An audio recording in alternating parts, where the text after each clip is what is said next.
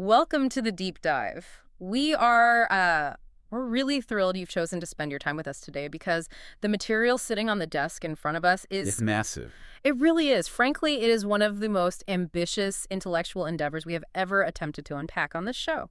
I completely agree. It's dense. Yeah, and our mission today is to grant you an exclusive, really comprehensive look into a groundbreaking new framework in mathematical physics. The source material is it's an incredibly rigorous text introducing a framework called closure ontology.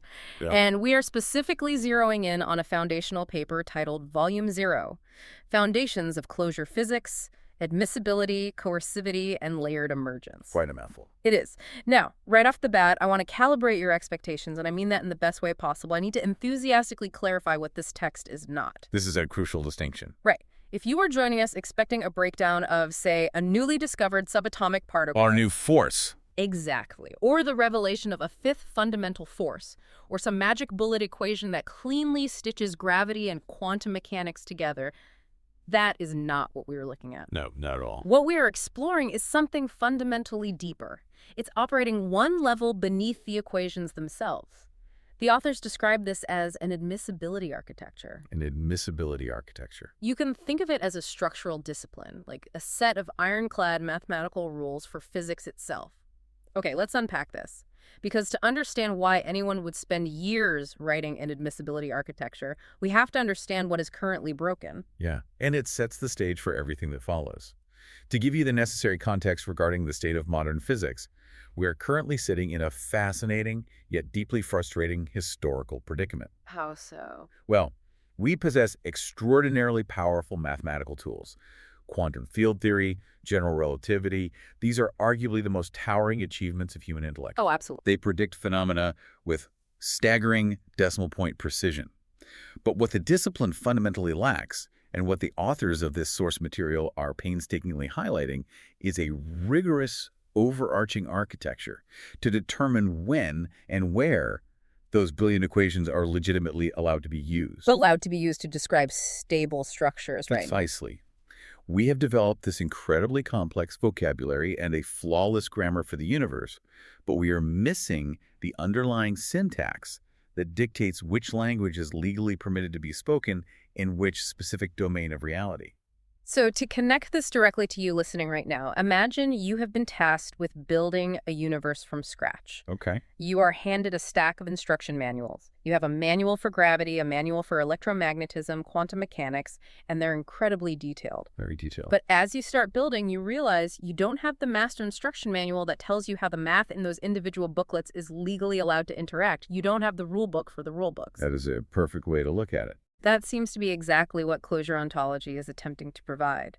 It acts as the architectural blueprint for mathematical reality itself. But before we get into the solution, I want to look at the problem. The villain of the story. Yeah.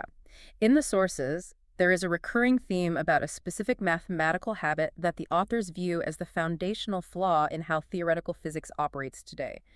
They call it the categorical transport problem. The categorical transport problem is essentially the core villain of this framework's narrative. While it sounds highly technical, the concept reveals a pervasive blind spot in modern theoretical work. Walk us through it. Well, categorical transport occurs when physicists take a mathematical framework or a set of reasoning that operates perfectly well in one specific ontological regime. Like the macro world. Exactly. And they transport it over to a completely different regime without explicitly defining the mathematical mechanism that permits that leap. So they just drag the math across the border? Yes, exactly. For instance, taking the flowing, continuous mathematics used to describe the geometry of spacetime and blindly applying it to the discrete, localized mathematics used to describe individual quantum particles. Right. The authors point out that we routinely apply continuum reasoning to discrete spectra, operating under the unproven assumption that the math will simply hold up across those boundaries. Looking at the text, they specifically highlight the tension between continuum curvature and discrete particle spectra. It seems modern physics often treats these concepts as if they are modular. Like interchangeable parts. Yeah, like you can just plug one into the other whenever the math gets difficult. But the text is uncompromising on this. They belong to entirely different mathematical categories. I'm trying to visualize this. It feels a bit like trying to study fluid dynamics, Yeah. where you have these beautiful continuous equations describing how water flows and curves, and then suddenly trying to apply those exact same fluid equations to a rigid plastic Lego brick. If we follow that analogy, attempting to apply the rules of a continuous fluid to a discrete, rigid structure results in immediate mathematical failure. Because it's not water anymore. Right. The fluid equations simply do not possess the vocabulary to describe the hard boundaries of the plastic block. But the problem in physics is much more subtle and insidious than the Lego analogy suggests. How do you mean? The issue isn't just that the math breaks down. It's that physicists often employ incredibly clever mathematical workarounds to force the equations to work, completely ignoring the massive ontological state change that must have occurred. I see. To get from flowing water to a plastic block, you have to account for a phase transition. You need a rigorous mechanism of translation. Categorical transport is the act of ignoring that mechanism and pretending the fluid and the block are just different expressions of the exact same category. And when you ignore that transition mechanism, you start generating nonsense, right? You do. Because the source material argues that many of the long-standing paradoxes in physics, the areas where our theories spit out infinities, requiring us to invent concepts like renormalization just to sweep the infinities under the rug. Yes, the renormalization issue is a huge point here. Right. They argue these aren't necessarily the result of faulty base equations. The paradoxes are born from this improper transport. We are dragging equations into regimes where they have absolutely no jurisdiction. This raises an important question, which is exactly where the authors direct our attention next. If the categorical conflation of these distinct regimes is the root cause of these paradoxes, how do we establish a legal jurisdiction for our mathematics? We need boundaries. Exactly. If we cannot blindly transport equations, what are the foundational rules required to build a system where the boundaries are respected? And that brings us to the core foundation of the entire text. To solve this jurisdictional crisis, the authors lay out what they call the closure charter. The closure charter, yes. Which is built on 3 primary axioms. These are the 3 pillars holding up this entire new architecture. The first is symmetry generates law. The second is closure determines stability. And the third is stability permits structure. A very elegant progression. Let's take these one by one, starting with the first. Symmetry generates law. In the text, they ground this in the transition from Newtonian law to Noetherian invariance. My mind immediately goes to the mathematician Emmy Noether. Is her work the foundation they are building on here? It relies heavily on her profound insights, yes.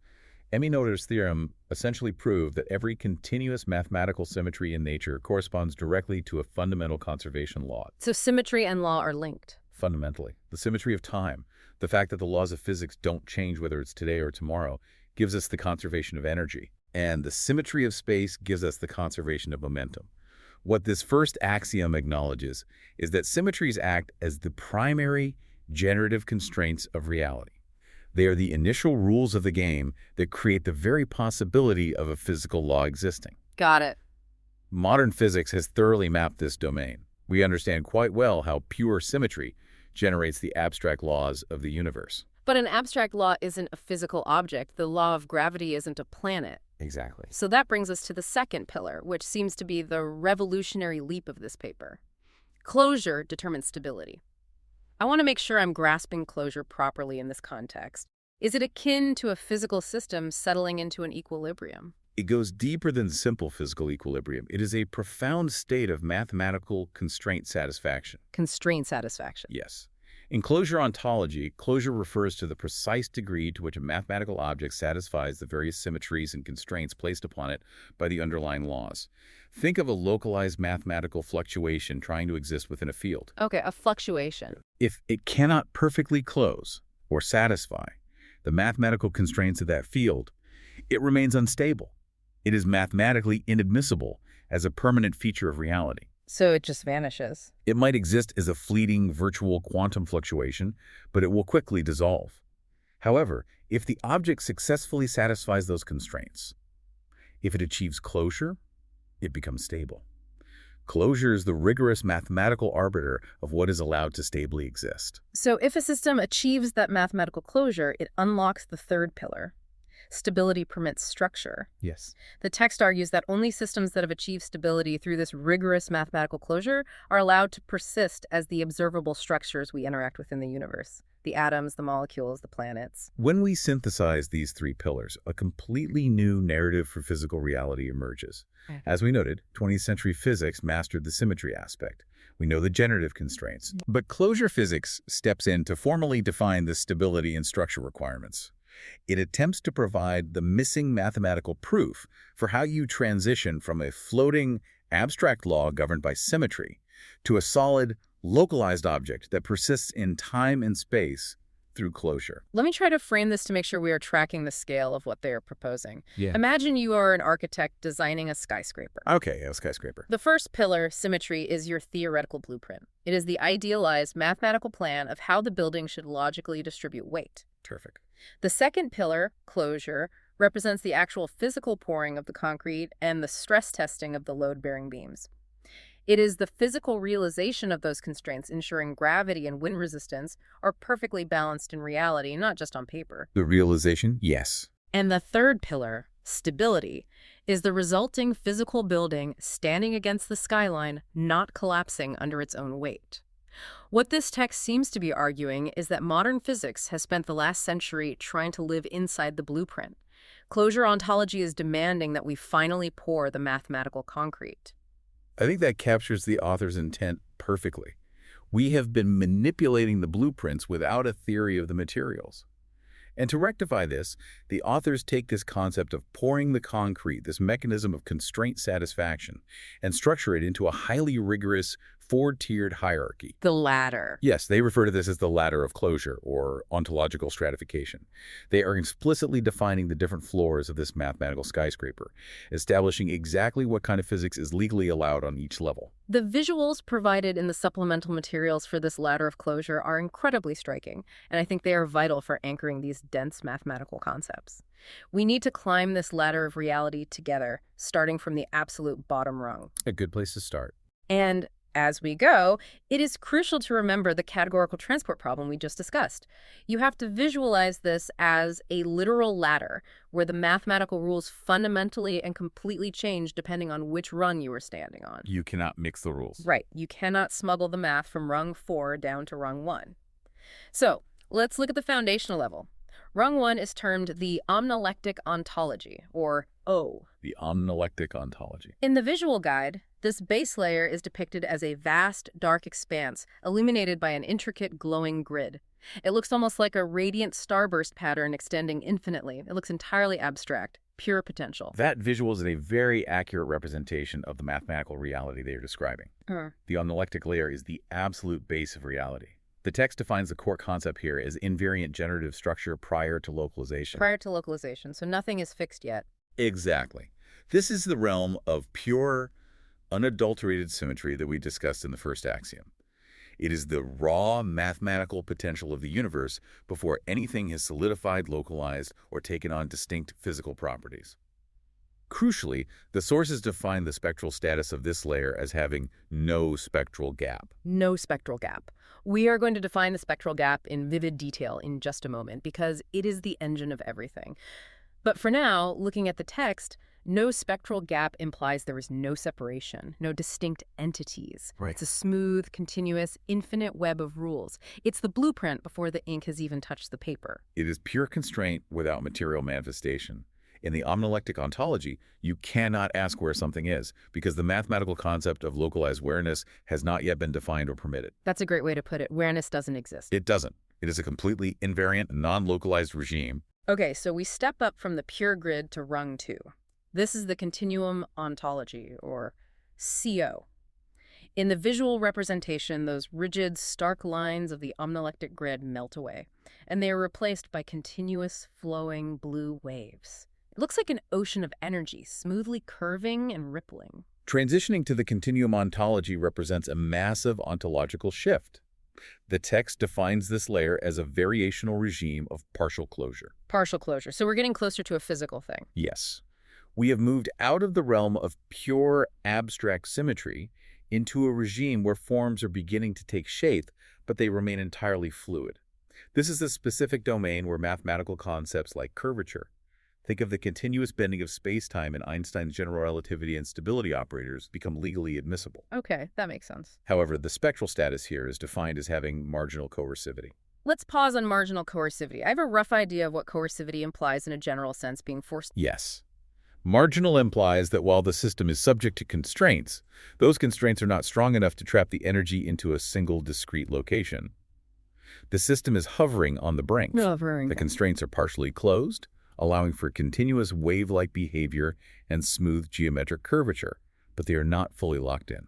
So if we use a physical analogy, is it like water that has been supercooled?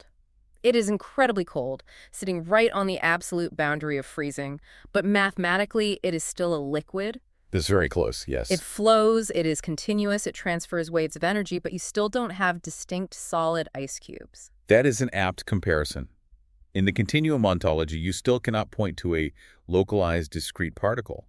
You can only point to the continuous flow, the density, and the curvature of the field itself. Right. It is vital to note that a vast amount of modern physics operates entirely on this rung, analyzing these continuous fields. But to arrive at the tangible, physical matter that makes up our observable universe, we have to climb further. Which brings us to what feels like the most critical transition in the entire paper. We pull ourselves up to rung 3, the atomic ontology, or AO. The atomic ontology. Visually, the flowing, continuous blue waves of the continuum layer suddenly vanish. They are instantly replaced by glowing, distinct, perfectly localized orbs of golden light. It looks like individual stars bursting into existence against a dark background. This specific transition is the absolute crux of closure physics. The conceptual definition here is discrete localization. The stars popping in. Yes. The atomic ontology is the regime of stable, localized sectors. This is the exact layer where things, as you and I intuitively understand them, such as an electron, a quark, a distinct atom, mathematically pop into stable, permitted existence. Wow. And the text is explicit that this only occurs because the system's spectral status undergoes a fundamental phase change. It achieves positive coercivity and a strictly positive spectral gap. So this is the water finally freezing into the ice cube. This is the pure flowing mathematics snapping into a hard, discrete, localized reality. The constraints have achieved full closure. The blueprint is now a stable physical structure. Exactly. I find myself wrestling with the philosophical weight of this. The text is implying that localized existence is fundamentally a mathematical threshold. If the gap is 0, the particle literally isn't allowed to be there.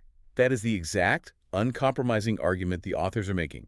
I cannot overstate how central this rung is to their entire thesis.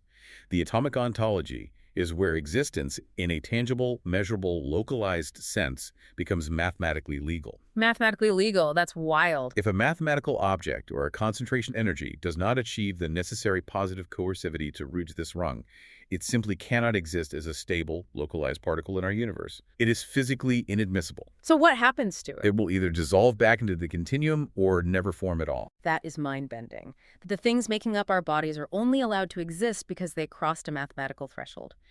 And finally, from those stable, discrete golden orbs, we climb to the top rung, rung 4. The derived ontology, or DO. The final level. The visual here takes those individual golden stars from the atomic layer and connects them with an impossibly complex, glowing network of lines, turning them into a massive interconnected molecular web. The derived ontology brings us into the world of the macroscopic. The conceptual framework here involves effective composite structures emerging from AO ensembles. AO ensembles, meaning bunches of atoms. Precisely. Once you have successfully generated perfectly stable, discrete particles in the atomic layer below, those particles begin to interact in massive, unfathomable numbers. When they do, entirely new, emergent laws take over. Emergent laws? Yes. The spectral status of this layer is defined by what the authors call post-closure averaging and renormalized limits. Post-closure averaging, that sounds like the mathematics of large crowds. Instead of tracking the individual, you track the behavior of the mob. That is perfectly stated. This is the domain of statistical mechanics, of thermodynamics, of fluid dynamics, the macroscopic laws that govern our everyday human-scale lives. Okay. You cannot describe the temperature of a cup of coffee by tracking the exact mathematical closure and specific quantum state of every single atom inside it.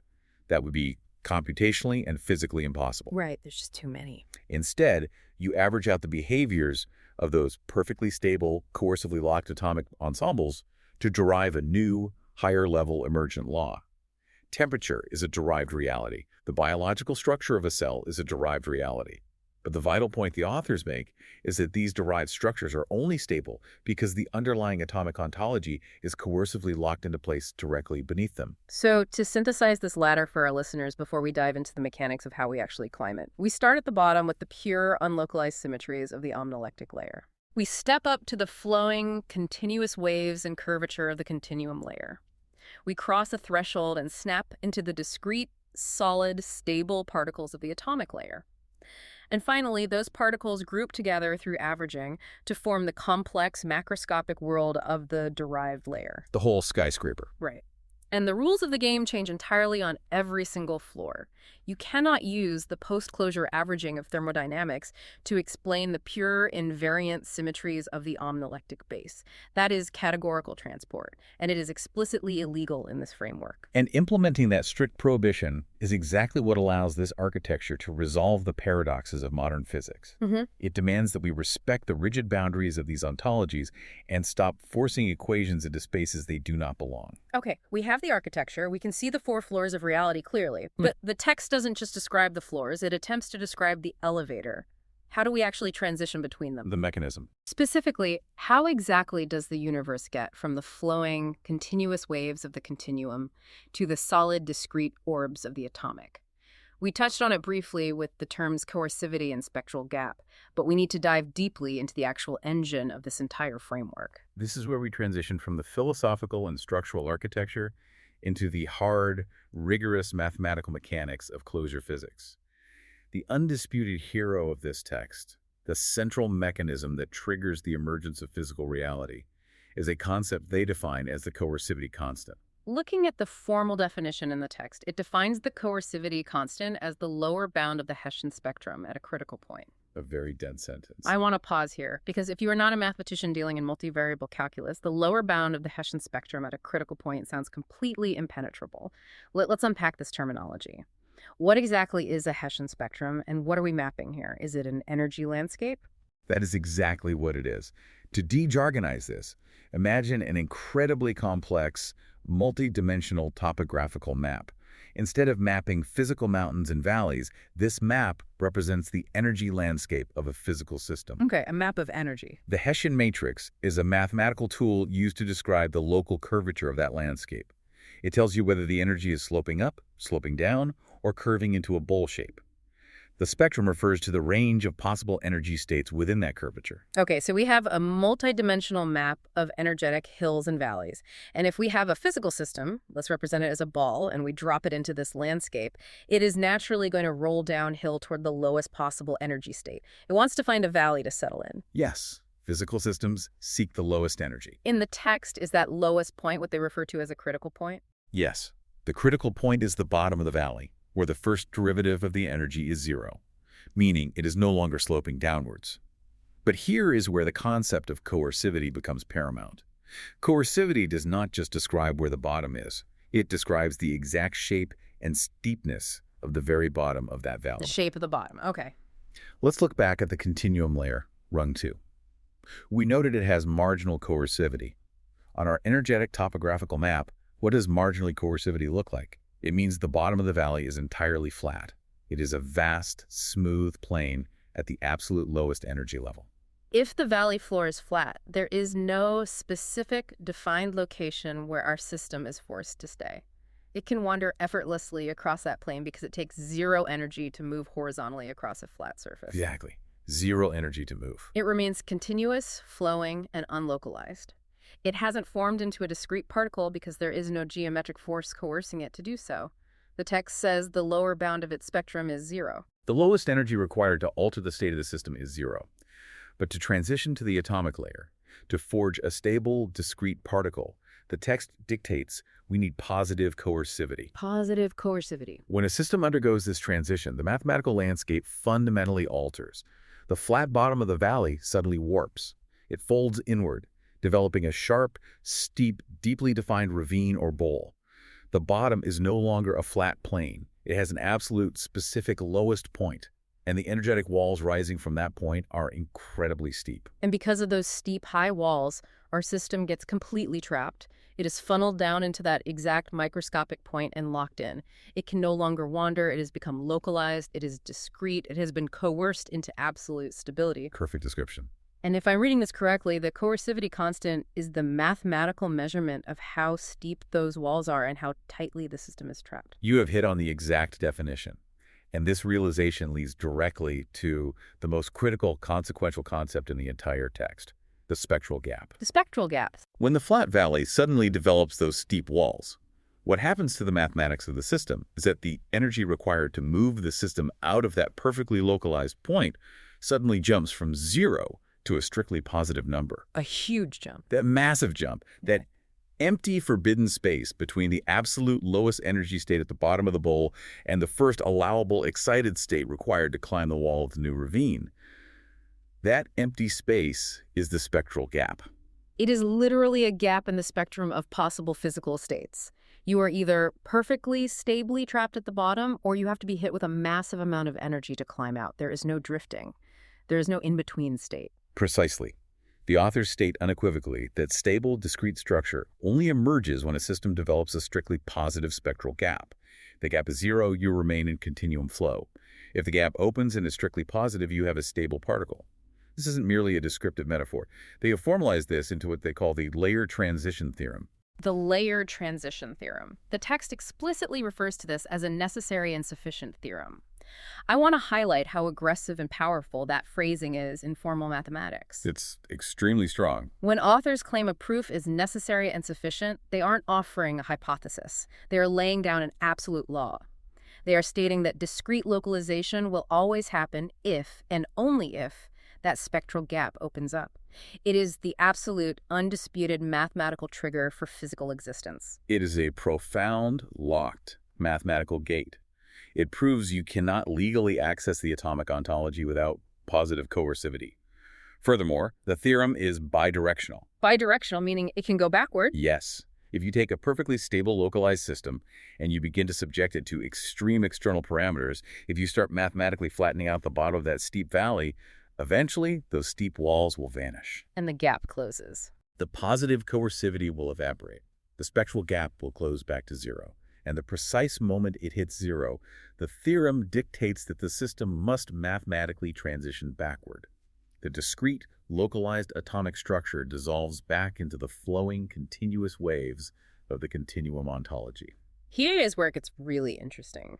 If we zoom out and think about what this concept does to the historical trajectory of modern physics.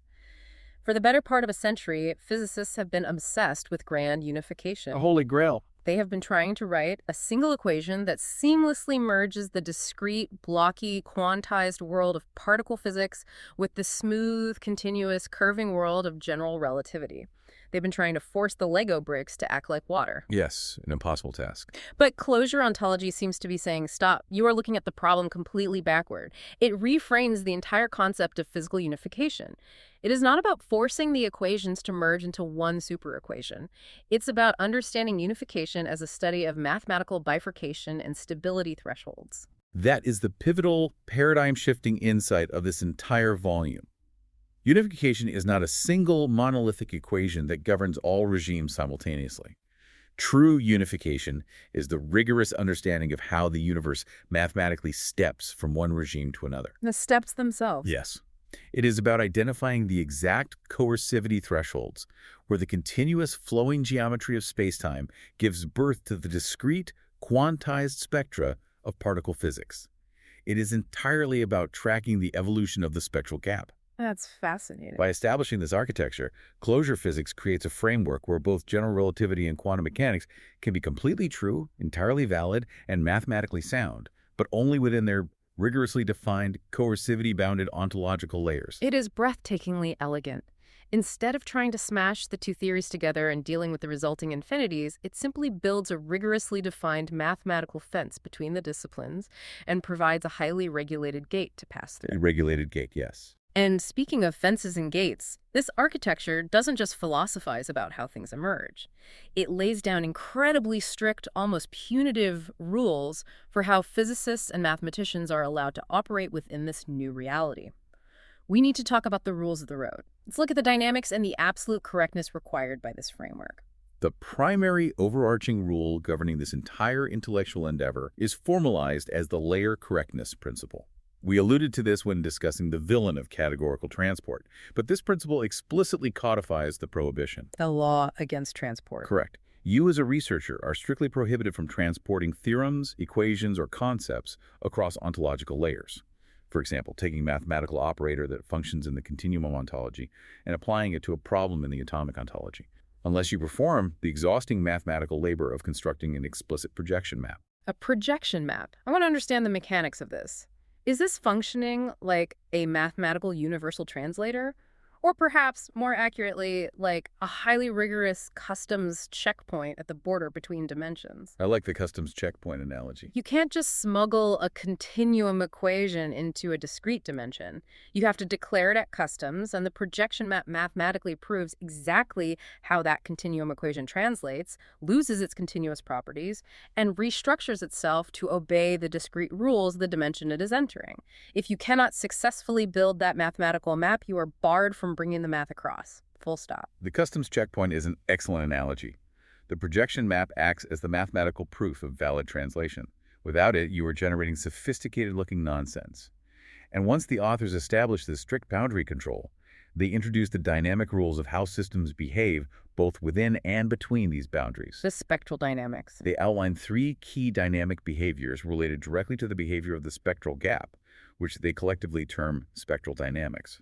Let's break these 3 dynamic behaviors down, because they essentially describe the complete life cycle of matter within this framework.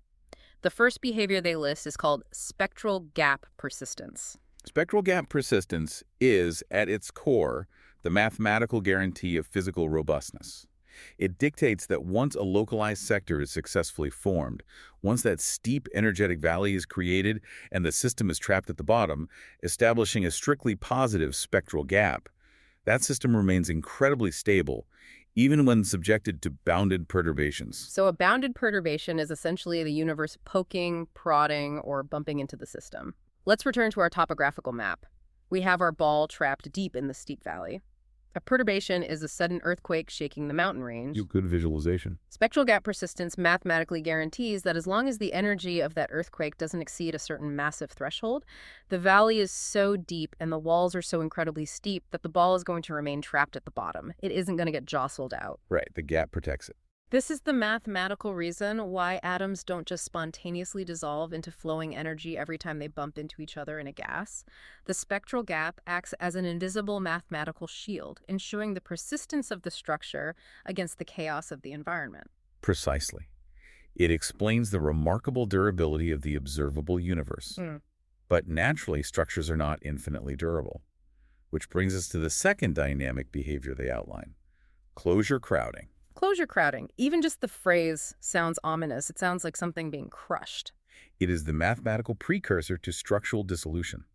Closure crowding describes a parameter-driven compression where the spectral gap is actively squeezed back towards zero. So going back to our map, the earthquake isn't just shaking the mountain anymore. The tectonic plates themselves are shifting, causing the deep valley to slowly shallow out. The steep energetic walls are actively being pushed down, flattening back into a plane. Yes. As extreme external parameters, such as immense physical pressure, extreme temperature, or incredibly dense gravitational forces, are applied to the localized system, they warp the underlying closure functional. The gap between the absolute lowest energy state and the walls of the valley begins to shrink. Crowding the spectrum. The spectrum of allowable states gets crowded together. This crowding serves as a glaring mathematical warning sign of impending instability. It indicates that the system is approaching a critical threshold where it can no longer maintain its discrete structure. And if it keeps going? If the crowding continues unabated until the gap hits zero, we experience that reverse layer transition. The discrete atom dissolves back into the continuum. So spectral gap persistence is the shield, and closure crowding is the slow, agonizing dismantling of that shield under extreme universal pressure. That leads us to the third, and honestly, perhaps the most philosophically profound of the three dynamics: sector selection. What's fascinating here is that sector selection addresses a profound, almost metaphysical question about the nature of reality. When a system undergoes that initial transition from the continuum to the atomic layer, when the water freezes into ice, how does it know what shape to take? That is a huge question. From a purely mathematical standpoint, there are often infinite hypothetical possibilities for localization.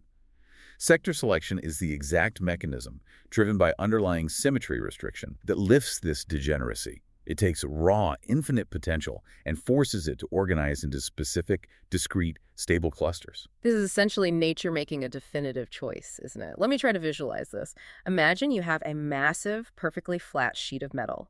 You apply a tremendous uniform compressive force to all the edges simultaneously.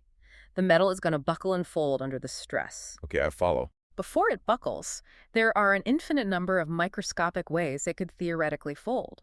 But in reality, governed by the internal symmetries and the rigid constraints of the metal's atomic lattice, it snaps into a very specific, discrete, predictable pattern of ridges and valleys. It doesn't just form random, chaotic shapes. It selects a specific, mathematically stable geometric sector. That is a brilliant physical analog. Sector selection is the rigorous mathematical process where the universe, guided by those foundational generative symmetries residing down in the omnilectic layer, forces the collapsing continuum to choose a highly specific, stable state out of infinite possibilities. It's not random. Not at all. It is the reason we have a periodic table of distinct, identical elements with specific masses and charges, rather than a chaotic, continuous smear of randomly varying particle properties. The mathematical symmetries restrict the allowed stable sectors. It is an astoundingly elegant way to explain why the universe relies on specific, repeating, identical building blocks. It takes the randomness out of emergence and replaces it with rigorous, unavoidable mathematical necessity. It is a stunning piece of work. So looking at what we've covered, we have this massive, structurally sound architecture. We have the foundational axioms, the four-rung ladder of reality, the coercivity engine that drives the emergence of matter, and the strict mathematical laws governing translation and dynamic stability. That's a lot to take in. It is a comprehensive, ground-up rewriting of how to conceptually do physics, which naturally leads to the ultimate question: where is all this actually going? The source material we are dissecting today is explicitly labeled Volume 0. This is just the preface. Indeed, Volume 0 is merely the pouring of a foundation. The authors are incredibly transparent that this initial document exists simply to lay out the foundational definitions and formally prove the transition theorems. However, at the end of the text, they outline a massive, breathtakingly ambitious research program roadmap. A roadmap for the future. Yes, indicating that there are over 30 subsequent papers and volumes currently in development that build upon this exact architecture. They have structured this rollout into 3 distinct escalating tiers. Let's walk through this roadmap because I want you to see the sheer scale of what they are attempting to accomplish in the coming years. Tier 1 is titled Foundational Structure, encompassing volumes 0 and I. Tier I is exactly what we have been analyzing today. The objective here is to definitively, mathematically establish the admissibility architecture and prove the layer transition theorems. Right. The primary deliverable of this tier is establishing the universal bifurcation templates that govern how discrete entities emerge from continuum regimes across all fields of physics.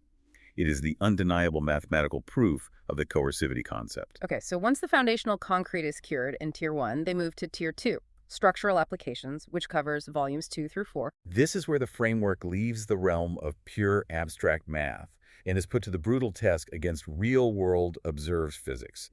The objective in Tier 2 is to take these abstract closure coercivity mechanisms and apply them directly to known, established structural phenomena. Real phenomena. The sources specifically mention applying this to gauge sector restriction, which deals with the mathematics of the fundamental forces in particle physics, like the strong force in electromagnetism, and shell gap emergence. Shell gap emergence. What is that exactly? Shell gap emergence relates to how electrons orbit the nucleus in specific, stable atomic shells, or how protons and neutrons arrange themselves in the atomic nucleus. They intend to use the coercivity constant to explicitly mathematically explain why these structures exist in the exact configurations they do. Oh, wow. Furthermore, this tier aims to formally establish a curvature spectrum admissibility separation, which is the explicit, rigorous mapping of the boundaries between general relativity and quantum mechanics. They're essentially taking the ultimate, most complex tools of modern physics, dismantling them and rebuilding them on top of this new foundation to prove that they fit perfectly into these newly designated ontological spaces. And finally, assuming Tier 2 is successful, they move to Tier 3, emergent and effective regimes, which includes Volume 5 and everything beyond. Tier 3 moves us all the way up to the derived ontology. The objective here is to rigorously mathematically derive the macroscopic laws of the universe straight from the stabilized atomic sectors. Deriving the macro from the micro. Exactly. They want to definitively prove that you can take the coercively stabilized particles generated in Tier 2, apply the mathematics of post-closure averaging we discussed, and flawlessly derive the massive laws of thermodynamics, fluid mechanics, and microscopic reality. It is the final, grand proof that mathematical stability generates the complex structures we observe at our human scale. It is an incredibly bold, almost arrogant roadmap in its scope. But what I appreciate most about the source material, and what gives it real scientific weight, is that the authors don't just throw out this massive paradigm-shifting theory and demand that the community take it on faith. No, they don't. They hold themselves to an incredibly rigid, almost brutal set of success criteria. They state explicitly how we, and the broader scientific community, will know definitively if this framework actually works, or if it is just beautiful but ultimately useless mathematics. Let's debate these criteria because they are fascinating. The scientific integrity displayed here is paramount.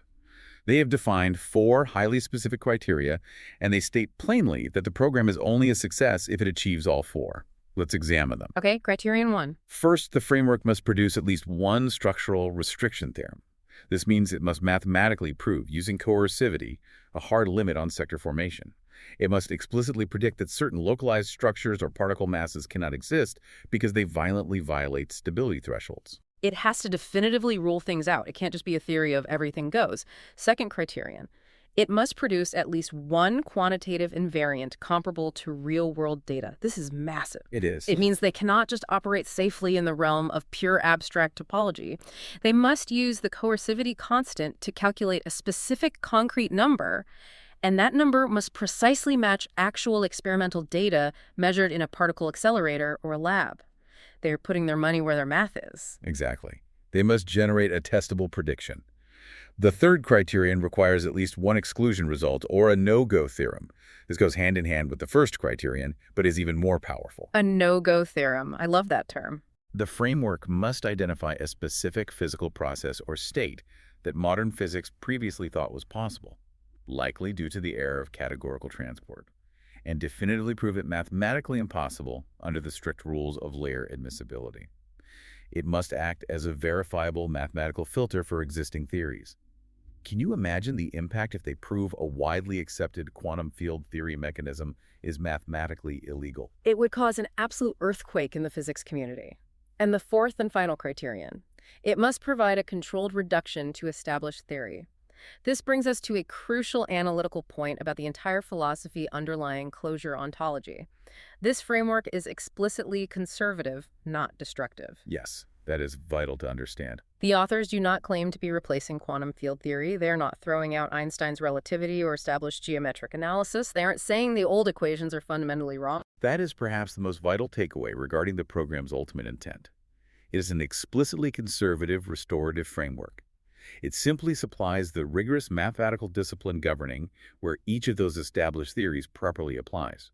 A controlled reduction means the authors must be able to take their new, vast architecture, turn a few mathematical dials related to coercivity, and perfectly, flawlessly reproduce the standard equations of quantum mechanics or general relativity within their respective ontological layers. And if they can't? If they cannot seamlessly reproduce the massive successes of past physics, the framework is considered invalid.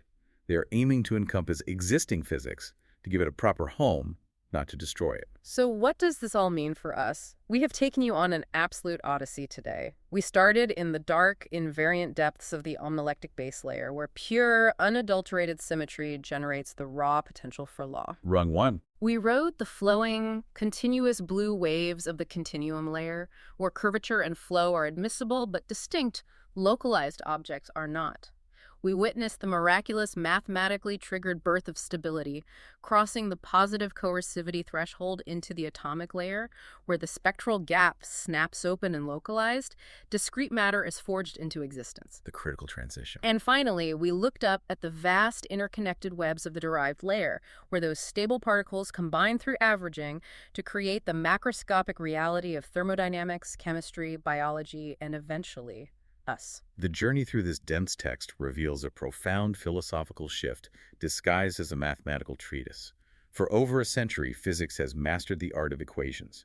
We have rightfully celebrated the ability to calculate reality to 20 decimal places. It's an incredible achievement. It is.